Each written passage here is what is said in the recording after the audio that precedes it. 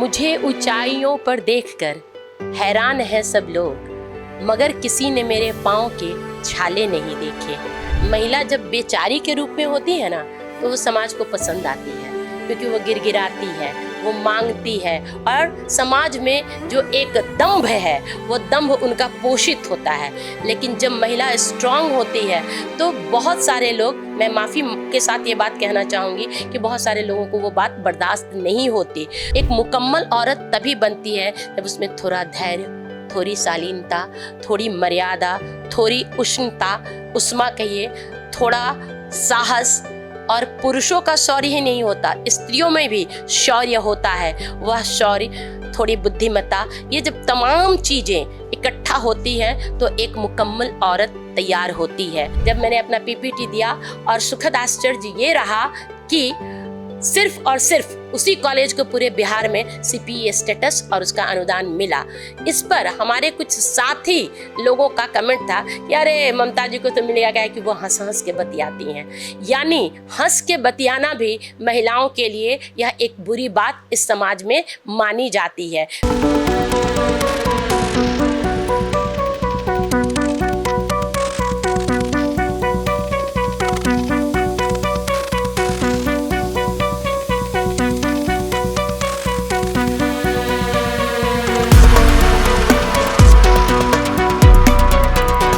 नमस्कार, मैं निशा Shri first look Bihar में आप तमाम दर्शकों का स्वागत करती हूं, जहां हम देखते हैं खबरें जो जानना ज़रूरी है।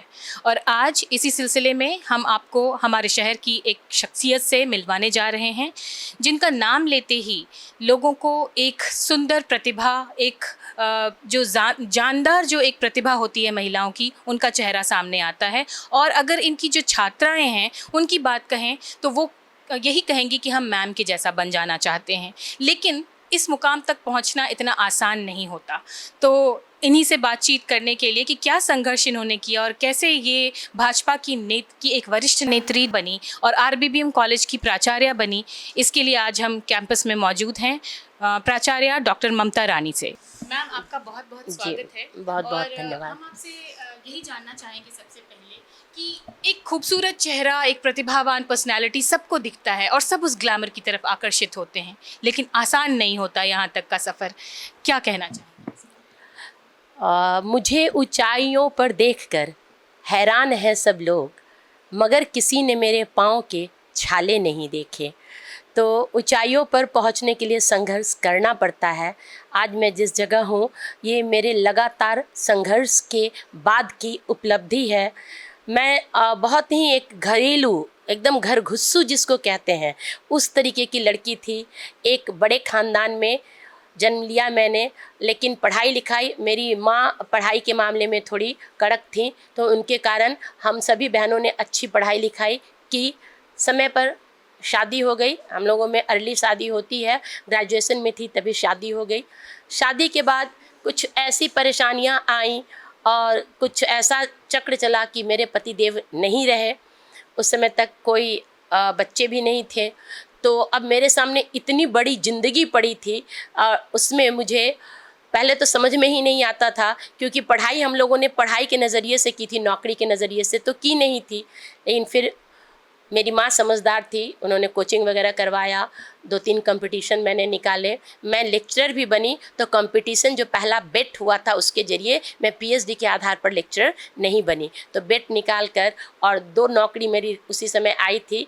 एक मध्य प्रदेश में भी था, लेकिन माता पिता ने कहा कि नहीं, लड़कियों के लिए लेक्चरर की नौकरी अच्छी होती है, तो मैंने इसमें ज्वाइन किया। मुझे प्रशासनिक क्षेत्र में जाने का हमेशा से मन था, लेकिन जब मैं पढ़ाई के क्षेत्र में आई तो मैं कहूँगी कि जब मैं एमडीडीएम कॉलेज में लेक्चरर थी अंग्रेजी की, तो मुझे बहुत वहाँ पर वाहवाही मिली मेरे अध्यापन के कार्य के लिए। छात्राएं मेरे क्लास के लिए अंतिम घंटी तक रुकती थी, मुझे सुनती थी। आज भी कई छात्राएं मैसेज करती हैं और कहती हैं कि आप जब पढ़ाती थी तो आप कैरेक्टर में उतर जाती थी, आप जब क्लास में आती थी तो पिन ड्रॉप साइलेंस हो जाता था। तो वो कॉम्प्लीमेंट्स मुझे मिले। फिर मैंने बताऊं कि मैंने कुछ ट्यूशन्स वगैरह भी किए, उसमें भी छात्राओं का बहुत प्यार मिला। इवन कि मैं कुछ कोचिंग में भी क्लासेस लेती थी और मेरे पढ़ाए कई बच्चे बैंक वगैरह में हैं। कभी भी कहीं जाती हूँ तो वो कहीं से कोई एक बंदा आता है, प्रणाम करता है, मैडम हम आपके इस बैच में आपसे पढ़े थे, आपके हम स्टूडेंट रहे हैं। तो मुझे लगता है कि एक शिक्षक के रूप में इससे बड़ी उपलब्धि, इससे बड़ा कोई पुरस्कार हो नहीं सकता। तो मैंने एक शिक्षक की ड्यूटी ईमानदारी से निभाई। उसके बाद मुझे लगा कि एक विषय विशेष के बच्चों के लिए मैं कर पा रही हूँ, बाकी भी बच्चे हैं, तो मैंने प्राचार्य के लिए कमीशन दिया। कमीशन से मैं प्राचार्य होके आई। आज मैं 3 महिला महाविद्यालय मुजफ्फरपुर में है, तीनों में सफलतापूर्वक मैंने प्राचार्य के रूप में अपना योगदान दिया, जो वहाँ के लोग आज भी याद करते हैं। और जब जैसे जैसे मैं आगे बढ़ती गई तो मुझे ये बोध होता रहा कि करने के लिए बस एक यही चीज़ नहीं है, कई काम है जिसमें मैं योगदान दे सकती हूँ। इसलिए मैं कई सामाजिक संगठनों से भी जुड़ी, रोटरी क्लब है, लायंस क्लब है, इसके अलावा इसके टेबल टेनिस की मैं वाइस प्रेसिडेंट रही। संस्कार भारती संस्था की 7 बार मुजफ्फरपुर में अनकंटेस्टेड मैं रही हूँ अध्यक्ष। तो इन तमाम जगहों पर मैंने ईमानदारी से काम किया। मुझे आज भी ये ऑफ़र आता है कि मैडम आप हमारे इस संस्था के अध्यक्ष बन जाइए। मैंने कहा कि काम करने के 2 तरीके होते हैं अध्यक्ष बनने के, या तो मैं काम करूं और तब ताली लूं, या मैं सिर्फ शोपीस के रूप में रहूं, सब कुछ आप लोग करें, मैं ताली बजवा के चली जाऊं। तो ये दूसरा तरीका मुझे पसंद नहीं और मैं इनकार कर देती हूं कई बार, क्योंकि मेरे पास समय का अभाव है, क्योंकि मैं राजनीति में भी हूँ। तो एक तरफ राजनीति और एक तरफ हमारा ये शैक्षणिक जगत, दोनों के बाद इतना समय नहीं बचता कि अन्य जिम्मेदारी ले सकूं। मुझे लगता है कि 24 घंटे अगर 28 घंटे होते तो थोड़ा और काम कर पाती।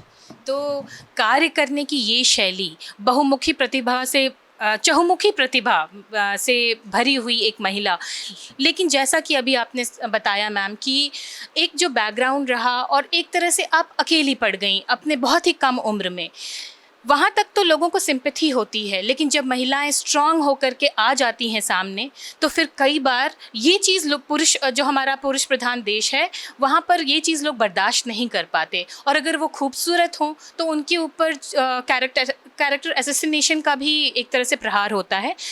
कुछ दिनों पहले जब महिला दिवस था तो उसमें आपने बड़े मुखर होकर के ये बात कही थी कि जब भी कोई महिला का कैरेक्टर असैसिनेशन करे तो इसे हमें सुनना ही नहीं चाहिए। इसके विषय में आप देखिए, महिला जब बेचारी के रूप में होती है ना तो वो समाज को पसंद आती है, क्योंकि वो गिड़गिड़ाती है, वो मांगती है, और समाज में जो एक दंभ है वो दंभ उनका पोषित होता है। लेकिन जब महिला स्ट्रांग होती है तो बहुत सारे लोग, मैं माफ़ी के साथ ये बात कहना चाहूँगी कि बहुत सारे लोगों को वो बात बर्दाश्त नहीं होती। तो महिलाओं, पुरुषों की सफलता उनकी मेहनत का फल होता है, और महिलाओं की सफलता उनके कैरेक्टर लेस होने का फल होता है। यानी महिला जो भी प्राप्त करती है वो किसी के साथ किसी कमरे में होकर प्राप्त करती है, किसी के साथ हंसकर बात करके प्राप्त करती है। मैं एक बात बताना चाहूँगी, मैं जब महंत दर्शन दास महिला महाविद्यालय में थी तो CPE, centre for excellence with potential, इसके लिए हमने कॉलेज ने आवेदन किया। पूरे बिहार से 12 कॉलेजेस ने आवेदन किया था। और जब मैं वहाँ गई तो मुझे कुछ लोगों ने कहा कि आप ज़्यादा नहीं बोलिएगा, हमने कहा कि भाई कॉलेज की बात कहनी है, मुझसे बेहतर कौन कहेगा। फिर भी जब मैंने अपना PPT दिया, और सुखद आश्चर्य ये रहा कि सिर्फ और सिर्फ उसी कॉलेज को पूरे बिहार में CPE स्टेटस और उसका अनुदान मिला। इस पर हमारे कुछ साथी लोगों का कमेंट था कि अरे ममता जी को तो मिलेगा क्या, कि वो हंस हंस के बतियाती हैं। यानी हंस के बतियाना भी महिलाओं के लिए यह एक बुरी बात इस समाज में मानी जाती है। यानी महिलाएं रोती रहें, बिसुरती रहें, वो महिला ठीक है। जो हंस के अपने अधिकारों की बात करे तो उस महिला के बारे में, उसके कैरेक्टर के बारे में बहुत सारी कहानियाँ कही जाती हैं। इसलिए मैं हर महिला दिवस पर कहती हूँ कि जिस तरीके से भाईचारा होता है उसी तरीके से एक बहनापा डेवलप करिए, और आप कसम खाइए कि किसी महिला के कैरेक्टर की यदि बात होगी तो आप वो गांधी जी के 3 बंदर बन जाइए कि न किसी महिला के कैरेक्टर के बारे में बुरा बोलेंगे, न उसके बारे में बुरा देखेंगे, और न उसके बारे में बुरा सुनेंगे। ये हम महिलाएं ही होती हैं जो रस ले के इस पर बात करती हैं अपनी एक बहन के कैरेक्टर के बारे में। हम होते कौन हैं? जज करने वाले? हमसे किसी ने कैरेक्टर का सर्टिफिकेट मांगा है, हम क्यों थमाने जाते हैं किसी महिला का कैरेक्टर का सर्टिफिकेट? तो मैं इसके बिल्कुल खिलाफ हूँ। किसी महिला के बारे में आप उसी तरीके से सोचिए जैसे आप किसी पुरुष के बारे में सोचते हैं, नहीं तो ये आधी आबादी की समानता की सारी बातें बेमानी है अगर आप उनको अपने बराबर नहीं समझते हैं तो। मतलब एक तरफ तो हम दुर्गा और काली के देश में हैं जहाँ पे हम पूजा करते हैं, नवरात्र में फास्टिंग रखते हैं, लेकिन हमको अभी भी महिला चाहिए रोती बिलखती गिड़गिड़ाती हुई। मैम अभी ऑफ द कैमरा अभी आप एक कविता पाठ कर रही थी, मैं चाहूँगी कि हमारे जो दर्शक हैं उनके लिए आप ऑन कैमरा इस कविता को दोबारा पढ़ें, ताकि आपकी जो भाव हैं जो आप इनको आपने जैसा कहा कि आप उसको जब इस तरह की पीड़ा से गुजरती हैं तो आप लिखती हैं, वो हमारे दर्शक भी जान पाएँ। जी जी बिल्कुल। ये कविता मैंने लिखी थी कि जब कभी कोई बात होती थी तो मुझे कोई कहता था कि अरे ऐसा ऐसा आपके बारे में सुने हैं, कोई ऐसे कह रहा था। किसी को जब कुछ नहीं होता कहने को तो वो कहता है, दूसरे के मुंह से कहता है कि आपके बारे में फलाना ऐसा कह रहा था। तो उसी पर मैंने ये कविता लिखी कि किस तरीके से महिलाओं के बारे में किस्से बनते हैं। और इस कविता का मैंने शीर्षक रखा, मैं एक अकेली। आज मैं फिर शहर से बाहर थी, आज फिर कोई कहानी बनी होगी। केंद्र में मैं ही थी, नायिका या खलनायिका प्रश्नवाचक। कहानियाँ जिनमें मैं छीनती रहती हूँ किसी का सिंदूर, तोड़ती हूँ किसी का घर, अनाथ करती हूँ किसी के बच्चे, कितने ही किस्से झूठे सच्चे।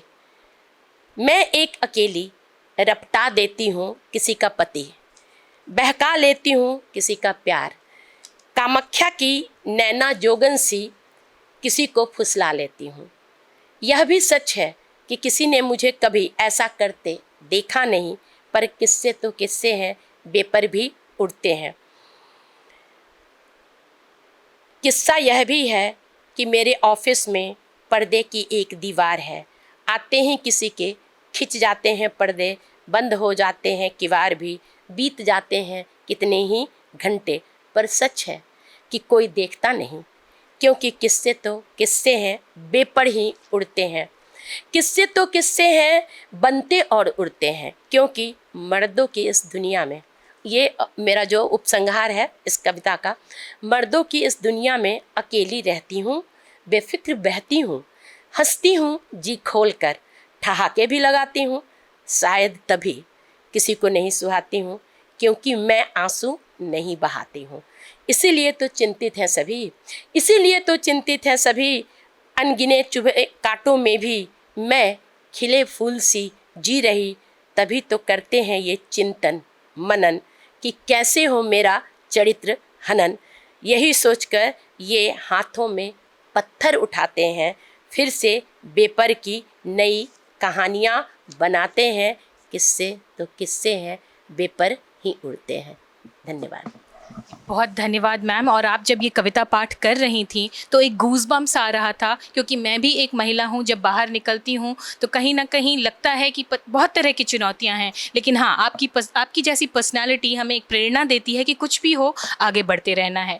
आप केवल मेरे जैसे पत्रकारों के लिए ही नहीं, जो आपकी जो छात्राएँ हैं वो चाहे MDDM कॉलेज की हों, RBBM कॉलेज की हों, सब कहीं ना कहीं आपकी पर्सनैलिटी से प्रभावित होती हैं, आपकी जैसे बनना चाहती हैं। तो आपके जैसा बनने के लिए उनको क्या करना चाहिए, ये संदेश आप अगर दे सकें अपने छात्राओं को या पूरे शहर पूरे देश की छात्राओं को। देखिए, सिर्फ आग से, सिर्फ तेज से खाना नहीं बनता। एक औरत, मुकम्मल औरत, एक बहुत ये उपमा थोड़ी अटपटी लगेगी, लेकिन मैं मानती हूँ कि एक बहुत स्वादिष्ट सब्जी की तरह होती है, जिसमें थोड़ा नमक, थोड़ा हल्दी, थोड़ा गरम मसाला, थोड़ा जीरा, इस तरीके से थोड़ा थोड़ा सब कुछ होता है। एक मुकम्मल औरत तभी बनती है जब उसमें थोड़ा धैर्य, थोड़ी शालीनता, थोड़ी मर्यादा, थोड़ी उष्णता, उष्मा कहिए, थोड़ा साहस। और पुरुषों का शौर्य ही नहीं होता, स्त्रियों में भी शौर्य होता है। वह शौर्य, थोड़ी बुद्धिमत्ता, ये जब तमाम चीज़ें इकट्ठा होती हैं तो एक मुकम्मल औरत तैयार होती है। आज इस स्त्री सशक्तिकरण के युग में मैं देख रही हूँ कि औरतों ने गुस्सा ले लिया है, शौर्य ले लिया है, साहस ले लिया है, लेकिन बाकी धैर्य, मर्यादा, शील, शालीनता को वो आज आउटडेटेड समझती हैं, जबकि ये बहुत ज़रूरी है एक व्यक्तित्व को पूरा करने के लिए। इसलिए कई बार ऐसा होता है कि जब मुझे 4 कदम की छलांग लगानी होती है तो मैं 2 कदम पीछे हटती हूँ, क्योंकि तब मुझे लगता है कि मेरी छलांग सही होगी। कई बार ऐसा होता है कि मैं गलतियां करती हूँ, अपने गलतियों पर सोचती हूँ, अगर ज़रूरत हुई तो मैं माफ़ी भी मांगती हूँ। माफ़ी मांगने से कोई कमज़ोर नहीं होता, अपनी गलतियों को रियलाइज़ करने से कोई कमज़ोर नहीं होता, बल्कि वो सीख कर और आगे बढ़ता है और मजबूत होता है। तो मैं आज की पीढ़ी के लिए खास करके कहना चाहूँगी कि शालीनता भी तुम्हारा गुण है। आज स्त्रियाँ कहती हैं कि हम पुरुषों के बराबर हैं, मुझे ये उक्ति ही सही नहीं लगती। मैं कहती हूँ कि हम पुरुषों से आगे हैं, हम विशेष हैं, हम वो हर काम कर सकते हैं जो एक पुरुष कर सकता है, लेकिन हम जो कर सकते हैं जो वो एक पुरुष नहीं कर सकता। तो हम पुरुषों से आगे हैं, हम पुरुषों से मजबूत हैं। तो हमें अवसर की समानता चाहिए। हम ये ना कहें कि अब पुरुष अगर खड़ा होकर लघु शंका कर रहा है तो हम महिला होकर ये दावा नहीं करेंगे कि हम खड़े होकर के लघु शंका करेंगे क्योंकि पुरुष कर रहा है, यह गलत है। अगर पुरुष सिगरेट पी रहा है तो वो भी गलत कर रहा है, लेकिन वो कर रहा है तो आजकल स्त्रीवादी कहेंगे कि वो पीता है तो सही, मैं पीऊं तो कैसे गलत। गलत है, आपके बच्चे हैं, उन पर आपके किए का ज़्यादा असर होता है। इसलिए जो बुरा है वो सबके लिए बुरा है। आप अवसर की समानता तलाशें और स्त्रियोचित गुणों के साथ साथ स्त्रियोचित शौर्य, इन दोनों का मिश्रण रखें तो निस्संदेह आप ममता रानी क्या, आप मुझसे बहुत आगे जाएंगी और बहुत अच्छा करेंगी।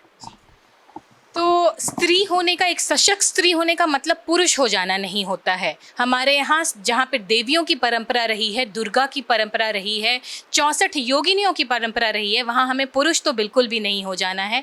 मैम, आपने जो ये संदेश दिया, इससे छात्राएं जो भी हैं, जो युवा लड़कियाँ हैं, वो बहुत ही प्रभावित होंगी। और आपने अपना बहुमूल्य समय निकाल करके अपना जो ये हमें इंटरव्यू दिया है, इसके लिए बहुत बहुत धन्यवाद। बहुत बहुत आभार कि आपने हमारे व्यक्तित्व को रखा लोगों के सामने। इसी तरीके से बात आगे बढ़ती है। बहुत बहुत धन्यवाद। तो अभी लेते हैं हम इजाज़त। बने रहिए हमारे चैनल के साथ।